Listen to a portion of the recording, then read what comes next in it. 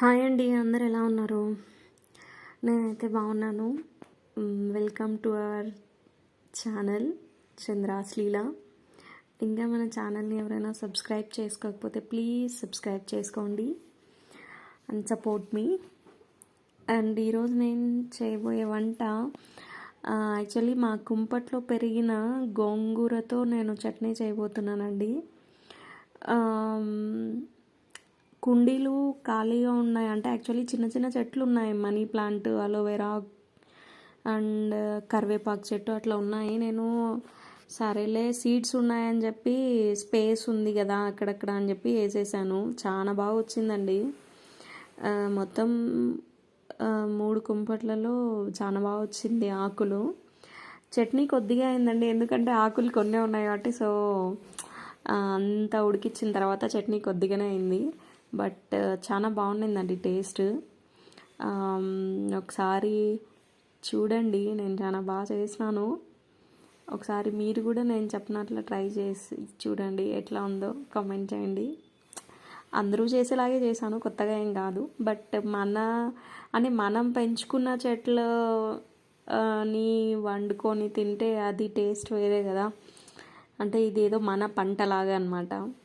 So చాలా happy అనిపించింది ఆ రోజు. మనం పెంచుకున్న చెట్లతో ఆకుల్ని తీసుకొని మనమే వండుకోవడం బాగా నచ్చింది. జస్ట్ 3 కుంపట్లో వేసినానండి అంతే, చాలా బాగా వచ్చింది. ఇంకా గోంగూర పప్పు అయితే ఇంకా బాగుండిండు, చట్నీ కదా కొంచెం కొద్దిగానే వచ్చింది.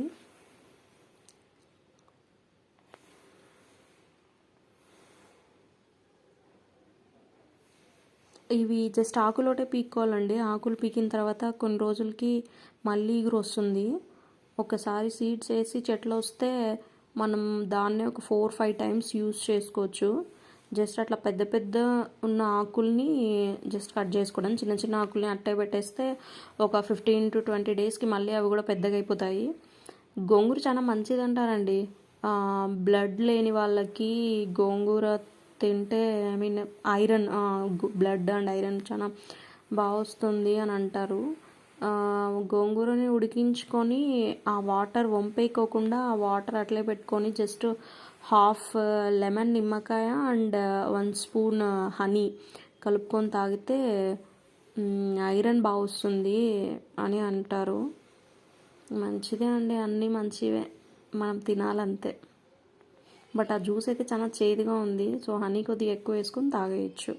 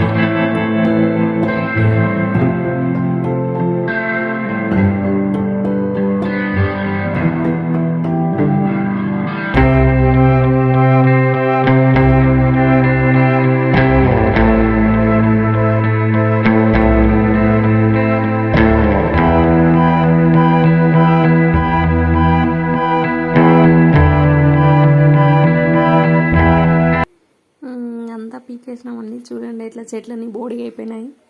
అంటే ఆకులన్నీ తీసేసిన తర్వాత ఇంత గోంగూర అయితే వచ్చింది.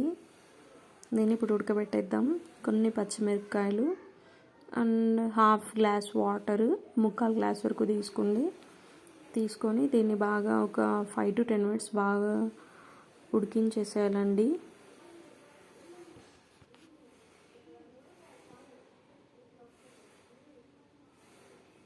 బాగా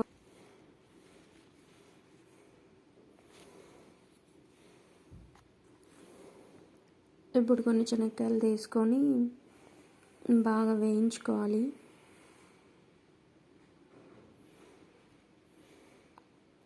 వేయించుకున్న తర్వాత మనం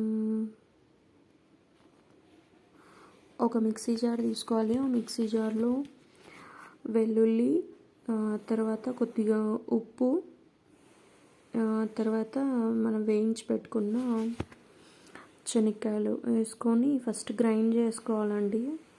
గ్రైండ్ చేసిన తర్వాత పచ్చిమిర్చి ఉంటుంది కదా మనం ఉడికిచ్చింది గోంగూరతో పాటు, ఆ ఉడికిచ్చిన పచ్చిమిరపకాయలు మాత్రమే, ఓన్లీ పచ్చిమిర్చి మాత్రమే తీసుకొని మిక్సీ జార్లో వేసుకొని ఫస్ట్ ఇదంతా గ్రైండ్ చేసుకోవాలి.